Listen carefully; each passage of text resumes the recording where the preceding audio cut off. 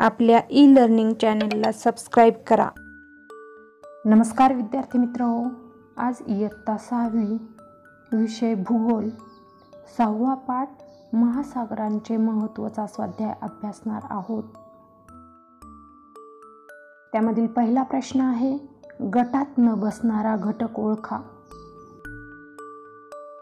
पहिला गट आहे शंख, मासे, खेकडा, जहाज. त्यात गटात न बसणारा शब्द आहे जहाज. इतर घटक सागरातून मिळतात. जहाज मानवनिर्मित आहे. दुसरा गट आहे अरबी समुद्र, भूमध्य समुद्र, मृत समुद्र, कॅस्पियन समुद्र. आणि गटात न बसणारा शब्द आहे मृत समुद्र. इतर समुद्र आकाराने मोठे आहेत. मृत समुद्र आकाराने लहान आहे. पुढील गट आहे श्रीलंका, भारत, नॉर्वे, पेरू. आणि गटात न बसणारा शब्द आहे पेरू. इतर देश विषुववृत्ताच्या उत्तरेस आहेत. पेरू देश विषुववृत्ताच्या दक्षिणेस आहे.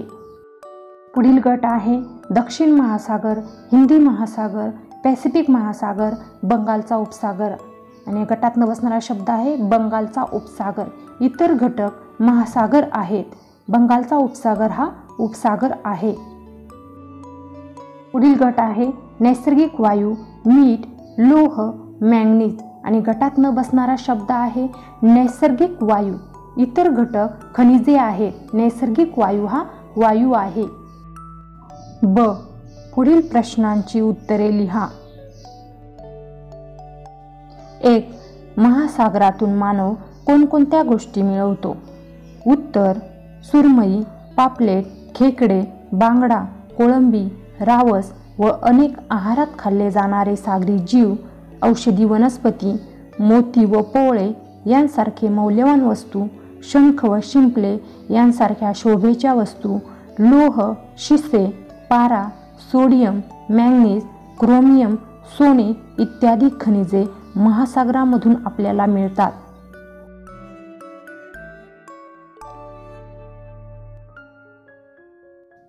2. जलमार्गाने वाहतूक करणे किफायतशीर का ठरते?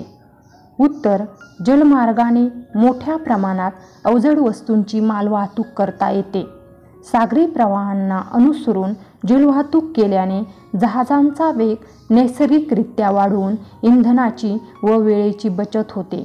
म्हणून जलमार्गाने वाहतूक करणे किफायतशीर ठरते. 3.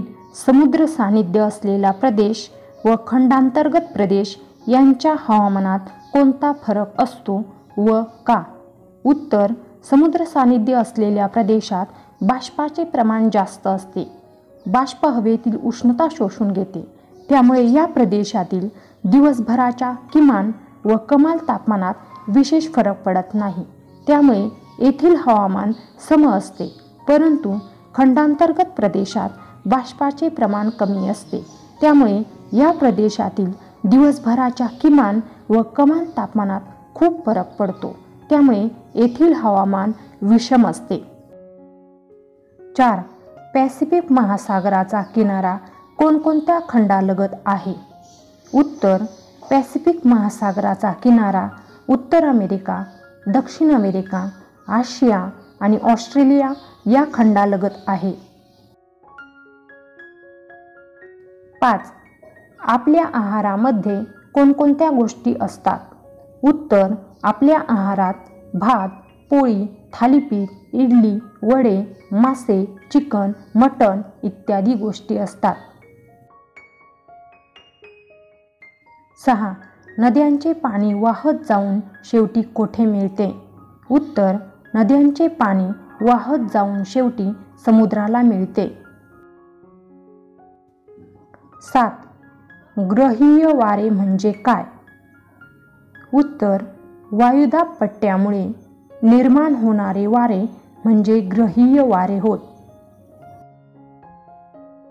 8वा प्रश्न आहे, पर्जन्याचे उगमस्थान कोणते? उत्तर: महासागर हे पर्जन्याचे उगमस्थान आहे. 9. महासागरातील पाण्यातील क्षारांचे प्रमाण वाढण्याची कारणे स्पष्ट करा. उत्तर, महासागरातील जलचरांचे मृतावशेष, नद्यांच्या पाण्याबरोबर वाहून आणलेली झाडे झुडपे, जमिनीवरील मृतावशेष यांचे समुद्राच्या पाण्यात विघटन होते.